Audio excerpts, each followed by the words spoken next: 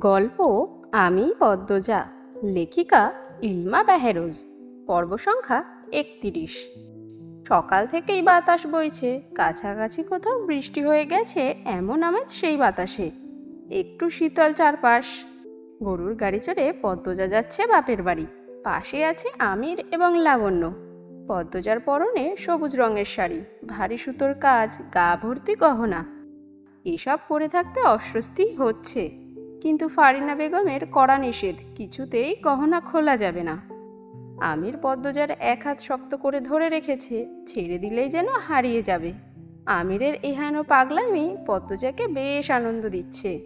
সে চাপা স্বরে বলল, কোথাও চলে যাচ্ছি না, আস্তে ধরুন। আমির চটপট করে নরম স্পর্শে পদ্মজার হাত ধরল। পদ্মজা বলল, মনে আছে তো কি বলেছিলাম? কি? সঙ্গে সঙ্গে পদ্মজা হায় হায় করে উঠল। অমনি ভুলে গেছেন? আমির শূন্যে তাকিয়ে মনে করার চেষ্টা করলো। সকালে ঘুম ভাঙার পর দেখলো পদ্মজা নতুন শাড়ি পরে দাঁড়িয়ে আছে। আমির মিষ্টি করে হেসে ডাকলো, এদিকে আসো। পদ্মজা ছোট ছোট পা ফেলে আমিরের পাশে দাঁড়ায়। আমির খপ করে পদ্মজার হাত ধরে বিছানায় বসিয়ে দিল। কখন উঠেছ? যেভাবে টান দিলেন ভয় পেয়েছি তো। এত ভীতু? কখনো না। তা অবশ্য ঠিক। উঠুন, আম্মা আপনাকে ডেকে নিয়ে যেতে বলেছেন। কেন, জরুরি দরকার নাকি? আমি জানি না, আপনি উঠুন। এই, তুমি তো কম লজ্জা পাচ্ছ। পদ্মজার মুখ লাল হয়ে ওঠে। সে বিছানা থেকে দূরে সরে দাঁড়ায়। মাথা নত করে বলল, আপনি লজ্জা দিতে খুব ভালোবাসেন? আমির হাসতে হাসতে বিছানা থেকে নামলো। বলল, তোমার চেয়ে কম ভালোবাসি। আচ্ছা, তুমি কবে ভালোবাসবে বলো তো? পদ্মজা পূর্ণ দৃষ্টিতে আমিরকে দেখল। আমির আবার হাসল। তারপর পদ্মজার দিকে এগিয়ে এসে বলল, যেদিন মনে হবে তুমিও আমাকে ভালোবাসো বলবে, কিন্তু সেদিনটা আমার জীবনের শ্রেষ্ঠ সময় হবে। পদ্মজা তখনও একদৃষ্টে তাকিয়ে আছে। আমির হাত নাড়িয়ে পদ্মজার পলক অস্থির করে বলল, কি ভাবছো? কিছু না। কিছু বলবে? আজ ওই বাড়ি যাব আমরা, এটাই তো নিয়ম। আপনি একটু বেশরম। আমির চকিতে তাকালো। পদ্মজা ঠোঁট টিপে হেসে চোখ সরিয়ে নিল। আমির আমতা আমতা করে বলল, তা তাতে কি আছে? কিছু না। কি বলতে চাও বলো তো? বড়দের সামনে আমাকে নিয়ে এত কথা বলবেন না, মানুষ কানাকানি করে, আপনাকে বেলাজা বেশরম বলে। আমার বউ নিয়ে আমি কি করব সেটা আমার ব্যাপার, কিন্তু আমাকে অস্বস্তি দেয়। পদ্মজা করুণ স্বরে বলল। আমির নিভল। আচ্ছা ঠিক আছে, নিয়ন্ত্রণের চেষ্টা করব। সত্যি? আমার সামনে ভুলেও পদ্মজা পদ্মজা করবেন না। ইশারা দিতেই চলে আসবে, তাহলে আর ডাকাডাকি করব না। পদ্মজা হাসল। আমির ঈষৎ হকচকিত। বলল, হাসছো কেন? এমনি। মনে রাখবেন কিন্তু। তুমিও মনে রাখবে। সকালের দৃশ্য থেকে বেরিয়ে আসে আমির। পদ্মজাকে বলল, মনে আছে। তোমার অস্বস্তি হয় এমন কিছুই করব না। আমিরের কথায় পদ্মজা সন্তুষ্ট হয়। নিজেকে পরিপূর্ণ মনে হচ্ছে।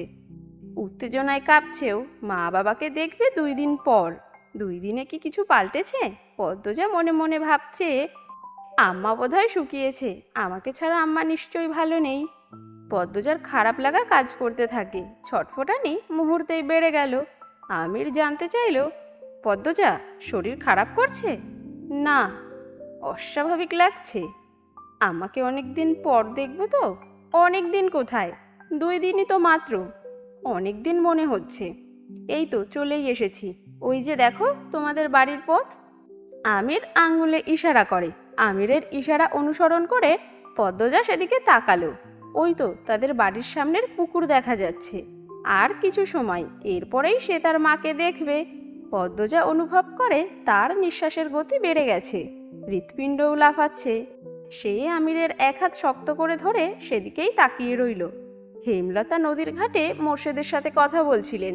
তিনি মোর্শেদকে বাজারে পাঠিয়েছিলেন। মোর্শেদ কিছু জিনিস ভুলক্রমে আনেননি, তাই নিয়েই আলোচনা চলছে। ঠিক আলোচনা নয়, হেমলতা বলছে আর মোর্শেদ নৌকোয় বসে শুনছেন। তিনি কথা বলার সুযোগই পাচ্ছেন না। হেমলতা নিঃশ্বাস নিতে চুপ করেন। তখনই মোর্শেদ বলল, অহন যাইতাছি, সব লইয়া হের পড়াইয়াম। এখন গিয়ে হবেটা কি বলতো? হঠাৎ ওরা চলে আসবে। আমি যাইয়াম আর আইয়াম বলতে বলতে মোর্শেদ নৌকো ভাসিয়ে দূরে চলে যান। হেমলতা ক্লান্তি ভরা দৃষ্টি নিয়ে স্বচ্ছ জলের দিকে তাকিয়ে থাকেন। পূর্ণার চিৎকার ভেসে আসে কানে। তিনি চমকে ঘুরে তাকান।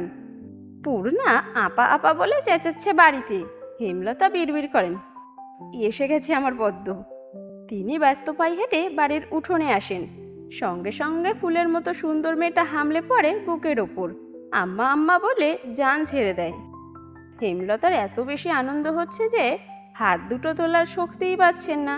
চোখ বেয়ে 2 ফোঁটা জল গড়িয়ে পড়ে। তিনি 2 হাতে শক্ত করে পদ্মজাকে জড়িয়ে ধরেন।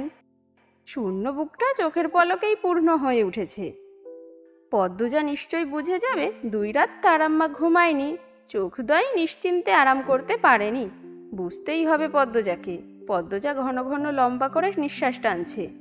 স্পষ্ট একটা ঘ্রাণ পাচ্ছে সে, মায়ের শরীরের ঘ্রাণ। পারলে যেন পুরো মাকেই এক নিঃশ্বাসে নিজের মধ্যে নিয়ে যেত সে। হেমলতা পদ্মজার মাথায় আলতো করে ছুঁয়ে দিয়ে বললেন, আর কাঁদিস না, এই তো আম্মা আছি তো। তোমাকে খুব মনে পড়ে আম্মা। আমারও মনে পড়েছে। হেমলতার চোখের জল ঠোঁট গড়িয়ে গলা অবধি পৌঁছেছে। তিনি অশ্রু মিশ্রিত ঠোঁটে পদ্মজার কপালে চুমু দেন।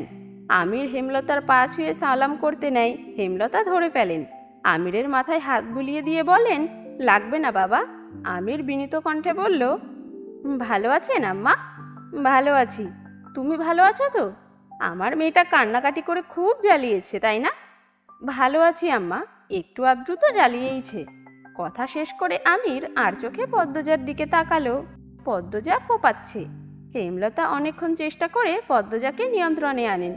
বাড়িতে মঞ্জুরা, হানিসহ হানির শ্বশুরবাড়ির অনেকেই ছিল। তারা আগামীকাল ঢাকা ফিরবে। জামাই স্বাগতমের বিশাল আয়োজন করা হয়েছে। পূর্ণা পদ্মজা আর লাবণ্যকে টেনে নিয়ে ঘরে যায়। হানির স্বামী আমিরকে নিয়ে গল্পের আসর জমান। আমির আসার সময় গরুর গাড়ি ভরে বাজার করে নিয়ে এসেছে। হেমলতা সেসব গোছাচ্ছেন। তিনি বারবার করে মজিদ মাতব্বরকে বলে দিয়েছিলেন ফের যাত্রায় বাজার না পাঠাতে, তবুও পাঠিয়েছেন। পেলে তো আর দেওয়া যায় না।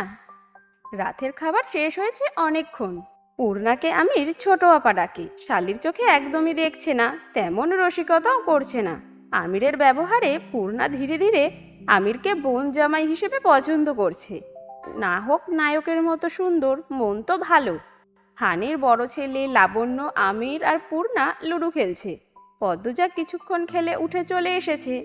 হেমলতা মোর্শেদ বারান্দার বেঞ্চিতে বসেছিলেন। পদ্মজা দরজার পাশে এসে দাঁড়ালো। মোর্শেদ দেখতে পেয়ে ডাকলেন, কিরে মা, আয়। পদ্মজাকে দুজনের মাঝখানে বসিয়ে দিলেন। তারপর প্রশ্ন করলেন, হোর বাড়ির মানুষেরা ভালো তো? পদ্মজা নতজানু হয়ে জবাব দিল, সবাই ভালো। একটু আধটু সমস্যা থাকবে, মানিয়ে নিস, জয় করে নিস। সব কিছুই অর্জন করে নিতে হয়, বললেন হেমলতা। পদ্মজা হেমলতার দিকে তাকিয়ে মৃদু করে হাসল। হেমলতা আবার বলেন, তোর শাশুড়ি একটু কঠিন, তাই না? চিন্তা করিস না, যা বলে করবি। পছন্দ অপছন্দ জানবি, সেই মতো কাজ করবি, দেখবি ঠিক মাথায় তুলে রেখেছে। আচ্ছা আম্মা, বলল পদ্মজা। সব শাশুড়ি ভালো হয় না লতা। আমার শাশুড়িরে আজীবন তেল দিলাম, কোনো পরিবর্তন হয়েছে? হয়নি, বললেন হানি। তিনি ঘর থেকে সব কথাই শুনেছিলেন, কথা না বলে পারলেন না। হেমলতা এক হাতে পদ্মজাকে জড়িয়ে ধরেন। তারপর হানির উদ্দেশ্যে বলেন, আমার পদ্মর কপাল এত খারাপ নিশ্চয়ই হবে না। পদ্মর অবস্থা আমার মতো হয়েছে যদি শুনি, পদ্মকে তুলে নিয়ে যাব আমার কাছে, তুই মিলিয়ে নিস। আহ আপা, থামো তো। আমির লাবণ্য শুনবে, কি ভাববে? হানি আর কিছু বললেন না। 4 জন মানুষ নিশ্চুপ হয়ে বসে রইল অনেকক্ষণ। একসময় হেমলতা রান্নাঘরের দিকে যান। রান্নাঘর গোছানো হয়নি। মোর্শেদ নিজের ঘরের দিকে পা বাড়ান। সারাদিন অনেক ধকল গেছে, ক্লান্তিতে শরীর যেন ভেঙে আসছে। হানি পদ্মজার পাশে বসেন। বললেন, শোন মা, শাশুড়িরে বেশি তেল দিতে গিয়ে নিজের জীবন নষ্ট করবি না।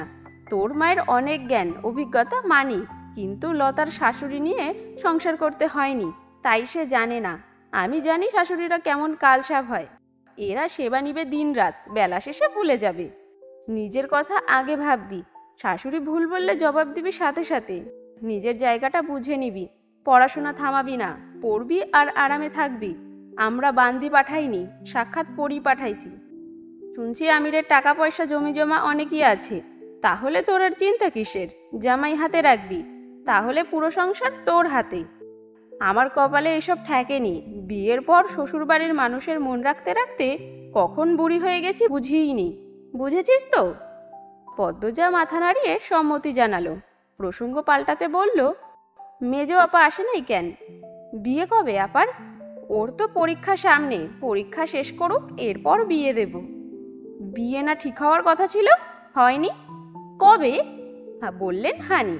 পদ্মজা হানির প্রশ্নে খুব অবাক হলো। কৌতূহল হয়ে জানতে চাইল, আম্মা না কদিন আগে তোমাদের বাড়ি গেল বড় আপার বিয়ে ঠিক করতে? হানি হাঁ করে তাকিয়ে রইলেন পদ্মজার দিকে। তিনি কিছুই বুঝছেন না, তার মেয়ের বিয়ে আবার কবে ঠিক হওয়ার কথা ছিল? পদ্মজা বিয়ে করে কি আবোল তাবোল বকছে। তিনি বললেন, কি বলিস? হানির সহজ সরল মুখখানার দিকে পদ্মজা একদৃষ্টে চেয়ে রইল। সে ভাবছে, আম্মা রাজধানীতে তাহলে কেন গিয়েছিল? মিথ্যে কেন বলেছে?